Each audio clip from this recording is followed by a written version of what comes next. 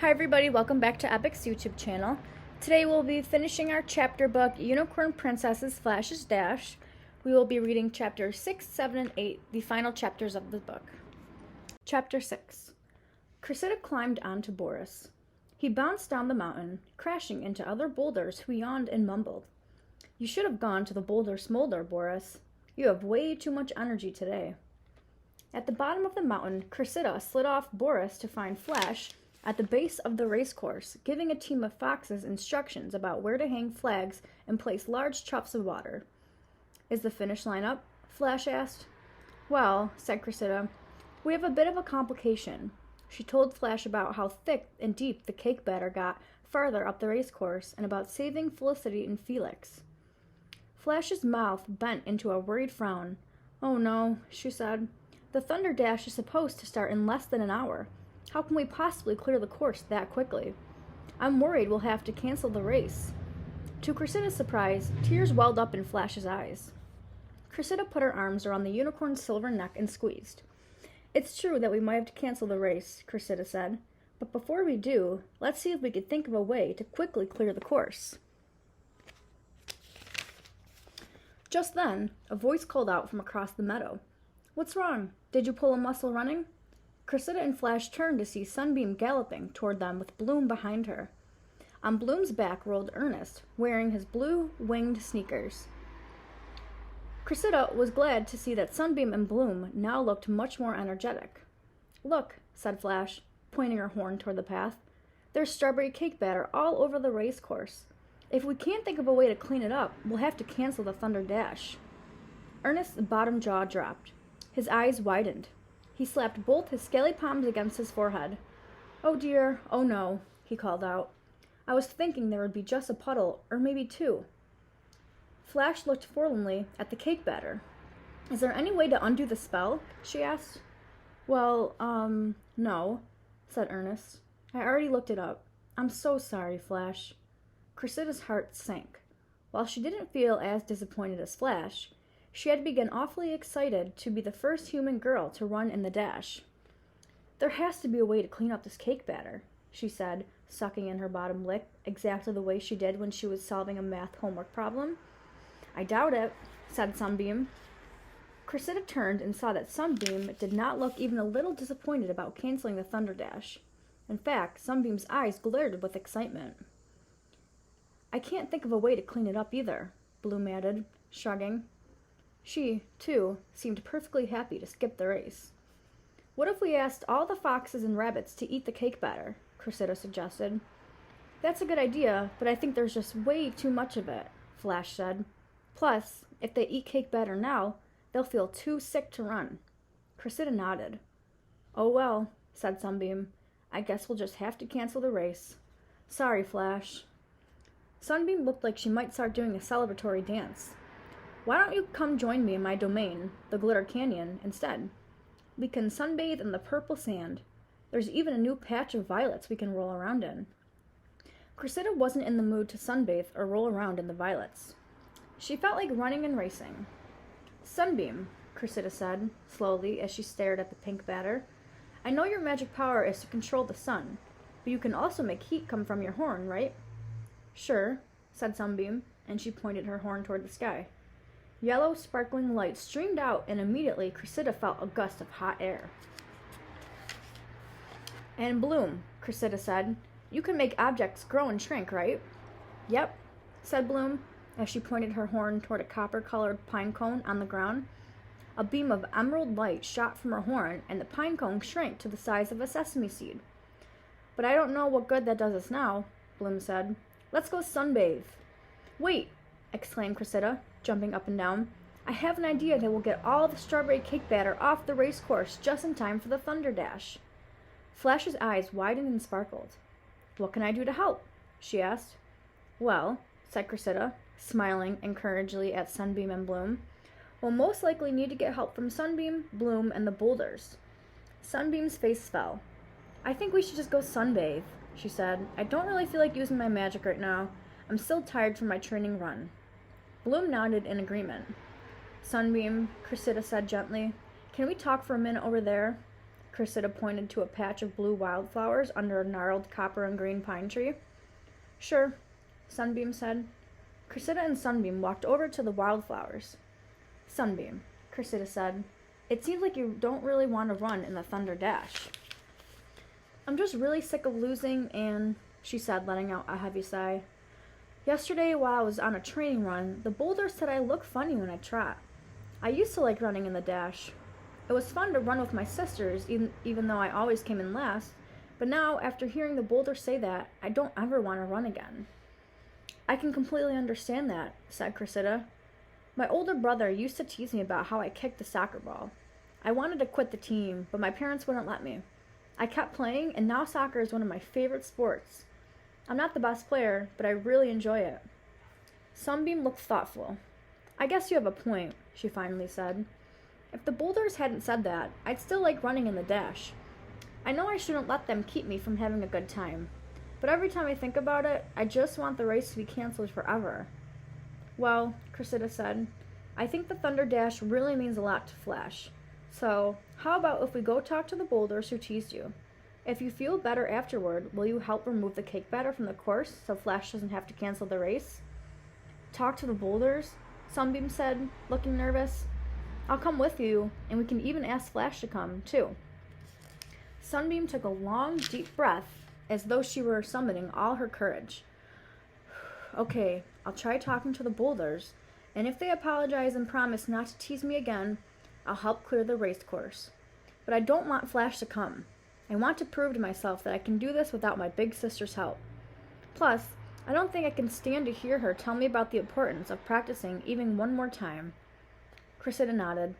She often didn't like getting advice from her older brother, either. Sounds like a good plan, she said. Which boulder said you looked funny? It was Boris, and his sister Beatrice, Sunbeam said. It just so happens that I met them this morning, Cressida said, as she and Sunbeam walked together toward the boulders.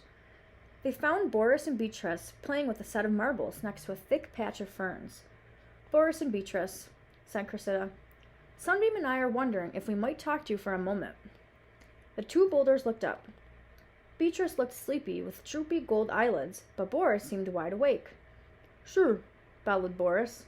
Well, began Cressida, but Sunbeam interrupted her. I wanted to say, said Sunbeam, that I felt really hurt and angry when you said I looked funny when I was running here yesterday. I enjoyed running before I heard you say that, and now I feel too self-conscious to race in the dash. Funny? Said Boris, looking confused. He turned to Beatrice. Did we say Sunbeam looked funny? I don't think so, said Beatrice, furrowing her gold brow. No, not that I can recall. I remember you saying she looked sunny, like a blur of yellow sunshine. Recognition came over Boris's face. That's right. We were watching Sunbeam run, and I called out to her that she looked downright sunny. You know, like a streak of yellow and light. Then he looked back at Sunbeam. I think you heard us wrong. I never would have said you look funny, because you don't. Plus, that wouldn't be a very nice thing for a boulder who can't even run to say about a unicorn, and a unicorn princess at that. Relief washed over Sunbeam's face. Then she smiled proudly. Sunny, when I run, she repeated. Well, thank you for the compliment. You're most welcome, Boris and Beatrice said in unison. Sunbeam, Cressida said, are you willing to help get the race course ready for the Thunder Dash? I sure am, said Sunbeam. Just tell me what you need me to do, and I'll do it. Super, said Cressida. Then she looked at Boris and Beatrice. I have a plan to get rid of all that cake batter, but I need the help of all the boulders on the mountain. Do you and the other boulders think you can build an archway over the entire race course? An archway? Boris and Beatrice said at once. What's that? Well, Cressida said, she knew all about archways because she and Corey liked to build them out of the blocks. It's a passageway shaped like an upside-down U. She used her hands to show Boris and Beatrice what an archway looked like. Boris and Beatrice looked at each other and nodded. Boris bellowed, one archway made of boulders coming right up. Then, with huge grins, he and Beatrice began bouncing up the mountain, shouting, Attention all boulders, wake up! It's time to build an archway over the race course. Get up and build an archway. I repeat, get up and build an archway. That's the end of Chapter 6. Stay tuned for Chapter 7. Chapter 7. As the boulders jumped and hopped towards the race course, Cressida and Sunbeam sprinted back to Flash, Bloom, and Ernest. Cressida looked at Bloom and said, "Sunbeam and the boulders have agreed to help us get this cake batter off the race course. Bloom, will you help us too?"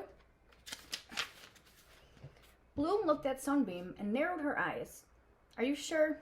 she asked Sunbeam. "I'm sure," said Sunbeam, nodding. "I'll tell you all about it later. I feel much better now. It turns out there was a bit of a misunderstanding." Bloom shrugged. "If Sunbeam is willing to help, I am too." Flash opened her mouth, probably to ask Sunbeam and Bloom what they were talking about, but then, thinking better of it, she just smiled, relieved her sisters were going to help save the Thunder Dash. "Fantastic," said Cressida. She turned around toward the racecourse, and, to her amazement, she saw that the boulders had already stacked themselves into a perfect archway that stretched the entire length of the path. "That was quick," Cressida said. "Now we have our very own huge oven." She looked at Sunbeam. "Do you think you could shoot heat from your horn into the archway?" Sunbeam looked hesitant. "Won't it burn the boulders?" "The boulders love heat so much they spend every night jumping in and out of bonfires," Cressida explained. Flash nodded. "I promise you won't hurt them." "Well, I'll give it a try," said Sunbeam. She walked over to the racecourse, pointed her horn toward the inside of the archway, and shot out a golden beam of light and heat. The boulders immediately cheered. "This is great," Boris yelled. "It's even better than bouncing in a bonfire." Soon enough, the batter darkened to a deeper shade of pink and began to rise. When it turned golden at the top, Cressida said, "Okay, Sunbeam, I think that's enough." Sunbeam stopped the beam of yellow light coming from her horn.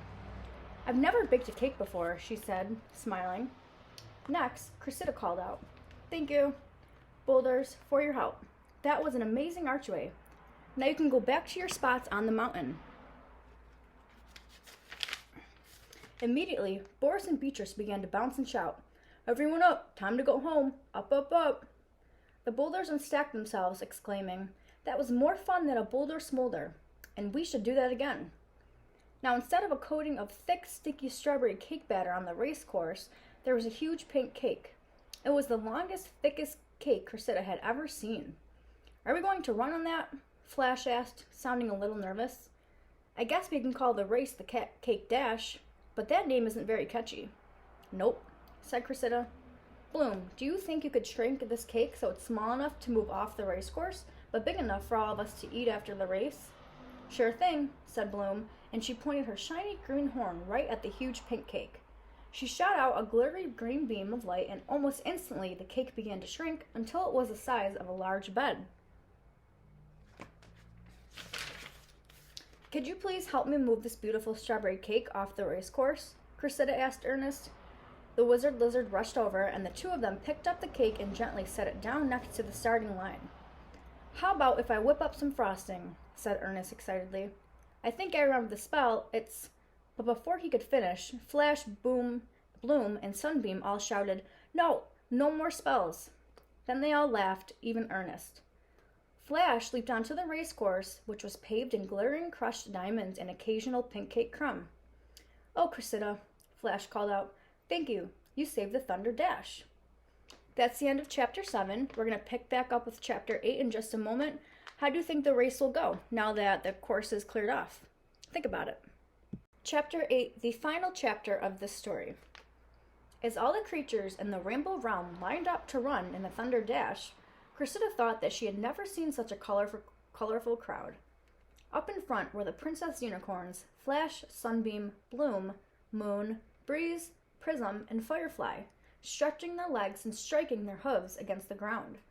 Behind them, running in place and touching their toes, were throngs of foxes, rabbits, mountain goats, squirrels, cats, skunks, lizards, frogs, and turtles, all in vibrant colors: teal, green, red, purple, pink, magenta, neon orange, blue, and black.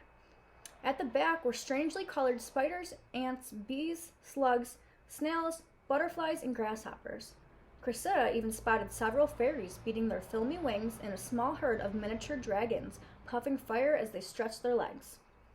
Cressida found her silver unicorn sneakers next to a pine tree near the base of the racecourse. She pulled off her glittery boots, wishing she could take them home with her, and put on her running shoes. Then she took her place behind the starting line next to the unicorns, even though she knew as soon as the race started they would run far ahead of her. Flash climbed in onto Beatrice, who sat next to the starting line smiling sleepily. "Attention!" Flash called out. "Attention!" The crowd quieted. "It's my honor to welcome all of you to the annual Thunder Dash." The crowd cheered. "This is a very special year," Flash continued. "For the first time, we've opened up the race to all the creatures in the Rainbow Realm, and that includes our very first human girl runner, Cressida Jenkins."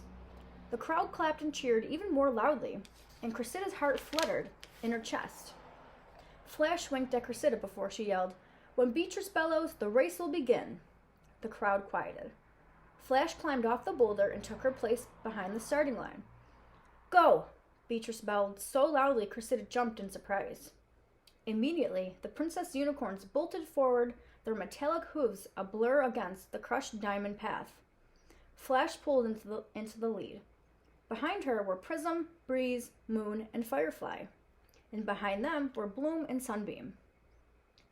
All around Cressida were jogging creatures. Ernest sprinted by her, his purple hat bobbing as his blue, gold-winged sneakers carried him forward. Foxes in green sneakers, including Felicity and Felix, passed Cressida. A rainbow-colored cat trotted by, proudly twitching her tail. Cressida, in her silver sneakers, was glad that she was at least faster than the turtles, the spiders, the ants, and the grasshoppers. The boulders lined up along the racecourse, cheered on the runners. Just when Cressida was starting to lose her breath and her legs were starting to get tired, she saw the finish line ahead. With her heart thundering in her chest, she pushed herself to run as fast as she could. With every last bit of energy, she sprinted to the finish line, leaping across as her sneakers blinked. At the top of the mountain, Cressida gulped down 2 cups of water and found the unicorn standing by a silver trough. Flash, as always, had won the race, and she wore a gold medal. Prism, who had come in second, wore a silver medal.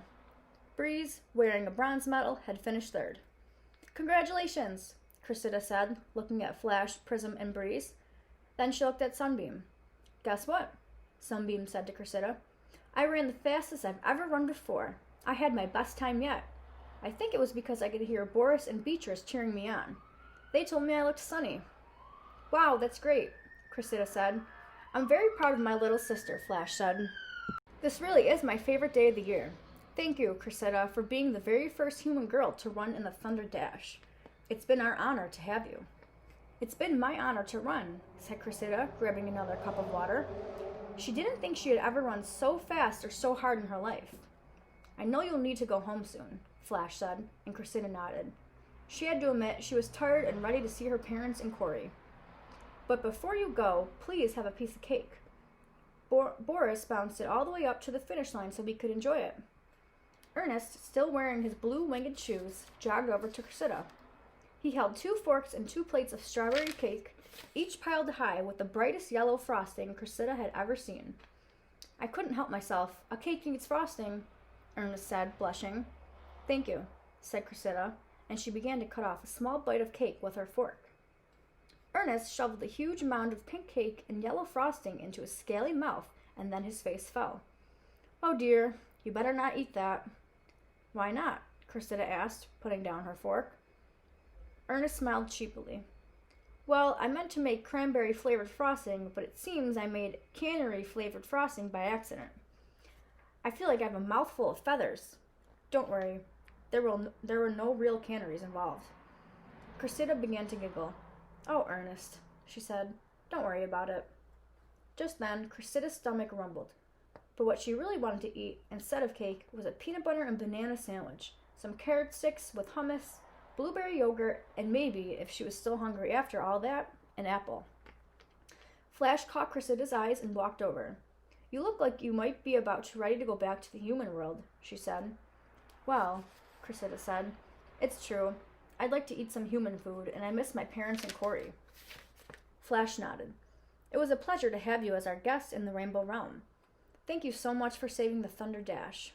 "I had such a great time today," said Cressida. "Thank you so much for inviting me." Flash, Sunbeam, Bloom, Prism, Firefly, Moon, and Breeze surrounded Cressida. "Thank you so much for coming," they called out. "Come back soon." "And remember," Sunbeam said, "you're welcome back anytime. And when we want to signal for you to visit us for a special reason, we'll make your key turn bright pink. Do you promise you won't forget?" Cressida laughed at the idea that she could ever forget. "I promise," said Cressida. With that, Cressida pulled her key from her pocket and put both hands on the crystal handle. "Take me home, please," Cressida said. The Thunder Peaks began to spin and spin into a quickening blur of silver, gold, copper, and bronze. Cressida felt as though she were soaring through the air, higher and higher, and then, with a gentle thud, she found herself sitting at the base of the oak tree in the woods behind her house. Cressida stood up slowly and smiled. She was wearing her rainbow leggings and her blue unicorn sweater again, but she felt something heavy and unfamiliar around her neck. She looked down, and there hung a gold medal with pink sequins. It said, "Cressida Jenkins, first human girl to run in the Thunder Dash." Cressida smiled. And then, though her legs were tired, Cressida ran home, her sneakers blinking and her medal swinging across her chest. That's the end of our book. Thank you for reading with us. There will be an activity that follows along, as well as a document under the video for more activities. Thanks for watching.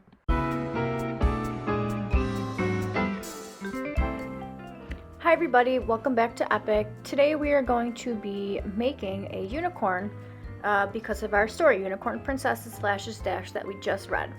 You are going to need this printout. You are going to need a pair of scissors, some tape or glue, whatever you prefer. Also, pencils, crayons, markers. If you would like to color this at the end, it is optional. So first, let's begin by cutting out each of our shapes. I find it to be a bit easier to cut around each shape first and then kind of trim it out of that little section. Do what's best for you.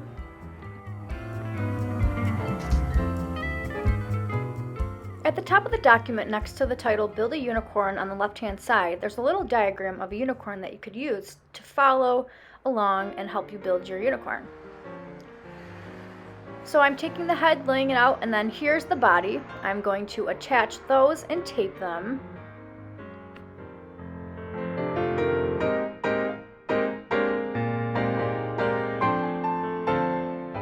This is what it's going to look like. Then there are two pieces. There's a hair piece and the tail. This is the hair piece. The tail is the curved one. This is the hair. You're going to start with the thinner side toward the head, as you can see I'm doing here, and then attach that with your tape or glue.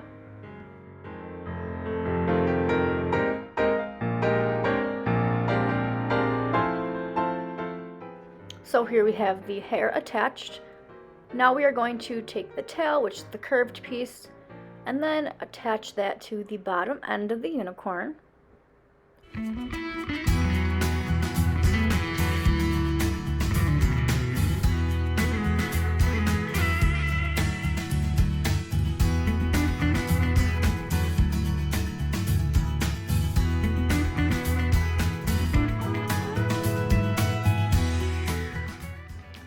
And then now we can begin by laying all the pieces for the legs that we have. There should be 4 legs. One of them will be a little curved. That's the curved one, so we're going to use that for the front, as if the unicorn is running, taking a leap. So we will attach that.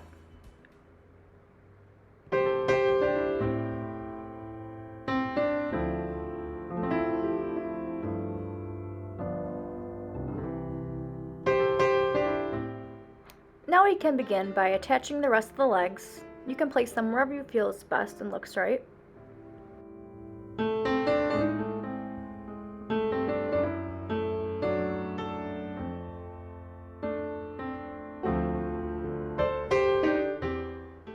After the legs are finally attached, you will notice there are 2 star cutouts. They're kind of small, so just be careful not to lose them. And then you could place those wherever you want on your unicorn. I'm going to place them in these 2 spots right here, and then tape them or glue them.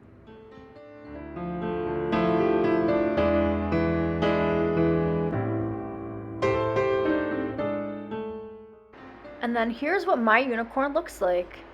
Not every unicorn will look the same, but they all look great. And then you could also trim your little tape edges that are sticking out if you don't like them.